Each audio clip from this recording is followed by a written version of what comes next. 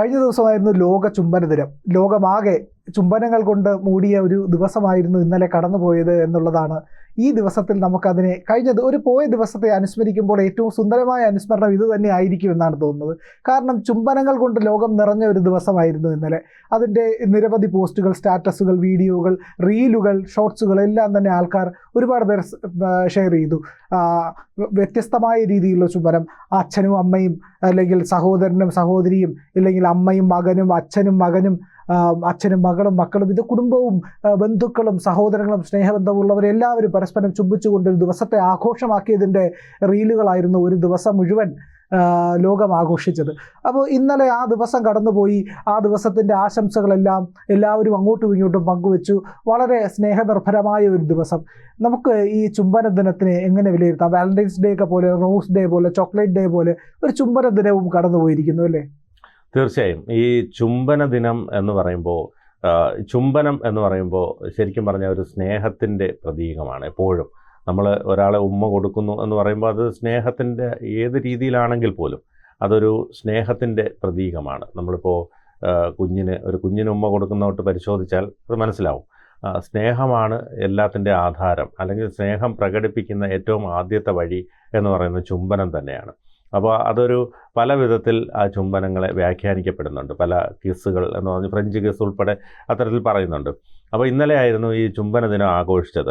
അപ്പം എങ്ങനെയാണ് ഈ ഒരു ചുംബന ദിനം ഇന്നലെ ആയിത്തീർന്നത്? ഇതിന് പിന്നിലെ ചരിത്രം കൂടിയൊന്ന് അറിയേണ്ടതുണ്ട്. അപ്പോൾ രണ്ടുപേർ ചുംബിക്കുമ്പോൾ ലോകം മാറുന്നു എന്ന വിഖ്യാതമായ വരി ഓർത്താൽ അത് മെക്സിക്കൻ എഴുത്തുകാരനായ ഒക്ടോവിയ പാസിൻ്റേതാണ്.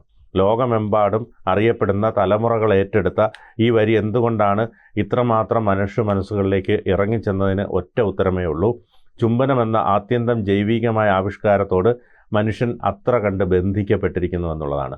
ഈ ചുംബനം മനുഷ്യന് മാത്രമല്ല, മൃഗങ്ങളും പരസ്പരം ചുംബിക്കുന്നുണ്ടല്ലോ. അപ്പോൾ ചുംബനം എന്ന് പറയുന്നത് അതൊരു സ്നേഹത്തിൻ്റെ പ്രതീകമാണ്. അപ്പോൾ ചുംബനം എന്നത് പ്രണയിനികളുടെ മാത്രമെന്ന് ധരിക്കപ്പെടുന്നവരുണ്ട്. അതുകൊണ്ട് തന്നെ മോശം, അശ്ലീലം എന്നുള്ള സദാചാര വീക്ഷണത്തിൽ ചുംബനത്തെ കപടമായി പട്ടികപ്പെടുത്താനും പലരും ശ്രമിക്കാറുണ്ട്. എന്നാൽ ചുംബനം പ്രണയിനികളുടെ കുത്തകയല്ല.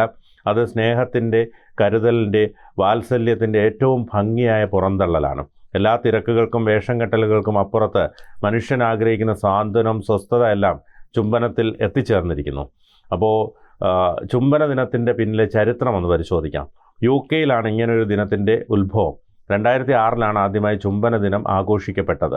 സ്നേഹാവിഷ്കാരമായ ചുംബനത്തിൻ്റെ പ്രാധാന്യം, മനുഷ്യജീവിതത്തിൽ അതിനുള്ള സ്ഥാനം എന്നിവയെക്കുറിച്ചെല്ലാം ഒരു ഓർമ്മപ്പെടുത്തൽ എന്ന നിലയിലാണ് ചുംബന ദിനം ആദ്യമായി കൊണ്ടാടിയത്.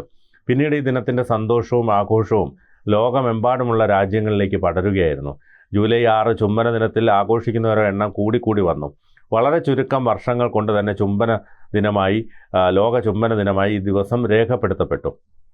അതോടൊപ്പം തന്നെ ഇപ്പോൾ നമ്മളറിയാം, പഴയ യാഥാസ്ഥിതിക കുടുംബങ്ങളിലൊക്കെ അച്ഛനും അമ്മയൊക്കെ കുട്ടികൾ വലുതായി കഴിഞ്ഞാൽ പിന്നീട് ചുംബനം അങ്ങനെ ഒരു പേടിയോടുകൂടിയാണ് നിൽക്കുന്നത്. പക്ഷേ ഇപ്പോൾ നമ്മൾ ഈ കല്യാണ വീഡിയോകളൊക്കെ വന്നതോടുകൂടി ഈ ചുംബനം വീണ്ടും അത് തിരിച്ചു വന്നിട്ടുണ്ട്. കാരണം മകളുടെ കല്യാണം വരുന്ന ദിവസം അച്ഛനും അമ്മയും രാവിലെ മകളെ ചുംബിക്കുന്നു, തിരിച്ച് ചുംബിക്കുന്നു.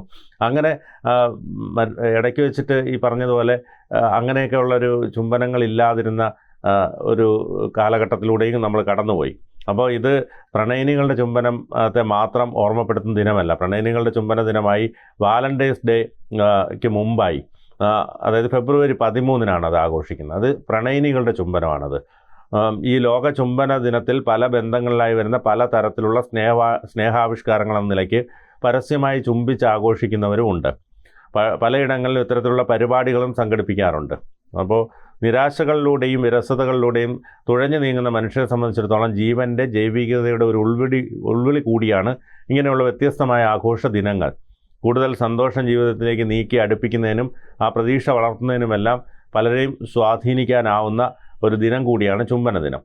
അപ്പോൾ ഈ പറഞ്ഞതുപോലെ നമ്മൾ സ്നേഹത്തിൻ്റെ പ്രതീകമായി ചുംബനത്തെ കാണുന്നുണ്ട്. ഈ ചുംബനത്തിലെ ഏറ്റവും ക്രൂരമായ ഭാവം എന്ന് പറഞ്ഞാൽ ബലാത്സംഗത്തിൻ്റെ ചുംബനമാണ്.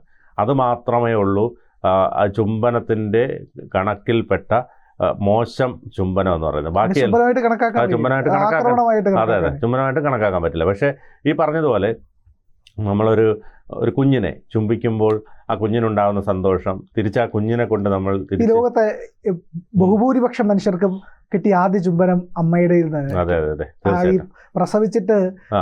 നേഴ്സ് അല്ലെങ്കിൽ ഈ ആരാണോ പ്രസവം എടുക്കുന്നത് അവര് അമ്മയുടെ കയ്യിലേക്ക് കൊടുക്കുമ്പോൾ അമ്മ ഏറ്റവും സന്തോഷത്തോടു കൂടി നോക്കി അതെ നമ്മുടെ കരച്ചിലെന്ന് നിൽക്കുന്നത് ഒരു പക്ഷേ അമ്മ നമ്മുടെ നെറ്റിയിൽ തന്ന ആദ്യ ചുംബനത്തോടെ ആയിരിക്കും, അമ്മയുടെ സ്പർശം അറിയുമ്പോഴായിരിക്കും തീർച്ചയായിട്ടും. ഒരു പക്ഷേ ആ ചുംബനം കൊണ്ടായിരിക്കും നമ്മളുടെ കരച്ചിലൊന്ന് നിൽക്കുക. അതെ അതെ അതെ. പിന്നെ ഏതെല്ലാം തരത്തിലുള്ള ചുംബനങ്ങൾ, ഫ്ലൈയിങ് കിസ് ഉണ്ട്, ഫ്രഞ്ച് കിസ് ഉണ്ട്, ബട്ടർഫ്ലൈ കിസ് ഉണ്ട്, അങ്ങനെ പല പല കിസ്സുകളുണ്ട്. പക്ഷേ എന്നിരുന്നാൽ കൂടി ഈ പറഞ്ഞതുപോലെ അമ്മയുടെയും അച്ഛൻ്റെയും ഒക്കെ ചുംബനം കിട്ടുമ്പോൾ കിട്ടുന്ന ഒരു അനുഭൂതി, അല്ലെങ്കിൽ അത് കിട്ടുന്ന ഒരു ആനന്ദം, അത് ഒരിക്കലും മറ്റൊരു ചുംബനത്തിലും കിട്ടില്ല.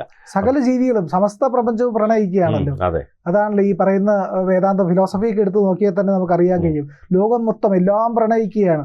പുരുഷനും പ്രകൃതി എന്നുള്ള സങ്കല്പം തന്നെ അറിയാമല്ലോ എന്താണെന്ന്.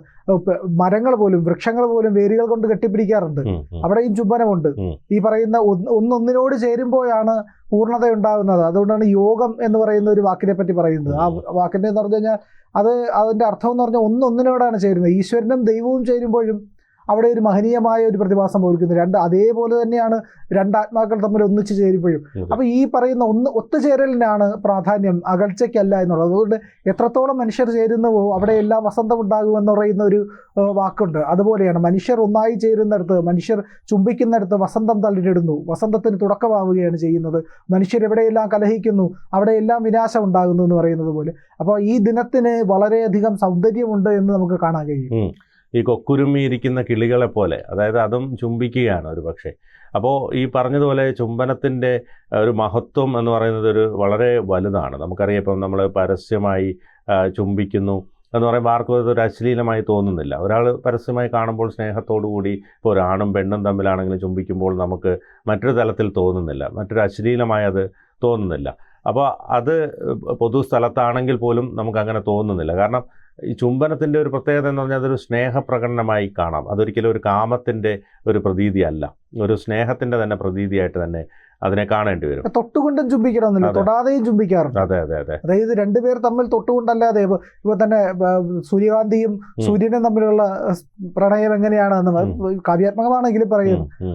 അതെങ്ങനെയാണ് തമ്മിൽ നോക്കി ആ സൂര്യരശ്മികൾ കൈമാറിക്കൊണ്ടല്ലേ ആ പ്രണയം അവിടെ നടക്കുന്നത്. അതുപോലെ കടലും തീരവും, തിരമാല അന്ന് തീരത്തെ ചുംബിച്ചല്ലേ മടങ്ങുന്നത്.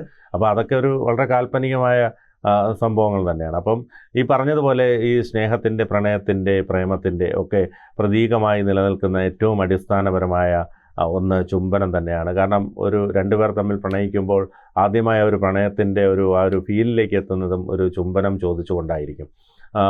അല്ലെങ്കിൽ ഉറങ്ങുമ്പോഴും ഫോണിലാണെങ്കിലും ഒരു ചുംബനം നൽകിക്കൊണ്ട് ഉറങ്ങുക, അതൊക്കെ ഒരു പ്രത്യേകതരം ഫീലാണ്. അത് പ്രണയത്തിലാണെങ്കിലും ശരി, മാതൃപിതൃ ബന്ധങ്ങളിലാണെങ്കിലും അല്ലെങ്കിൽ സഹോദരി ബന്ധങ്ങളിലാണെങ്കിലും ഒക്കെ ഈ ചുംബനത്തിന് നൽകുന്ന ഒരു പ്രാധാന്യം, അല്ലെങ്കിൽ ചുംബനത്തിൻ്റെ ഒരു പ്രതീതി, ചുംബനത്തിൻ്റെ ഒരു ഫീൽ എന്ന് പറയുന്നത് ഒരു പ്രത്യേകത തന്നെയാണ്. കൂടുതൽ വാർത്തകളും വിശേഷങ്ങളും നിങ്ങളിലേക്ക് എത്താൻ ABC മലയാളം സബ്സ്ക്രൈബ് ചെയ്യുക, ബെൽ ബട്ടണും അമർത്തുക.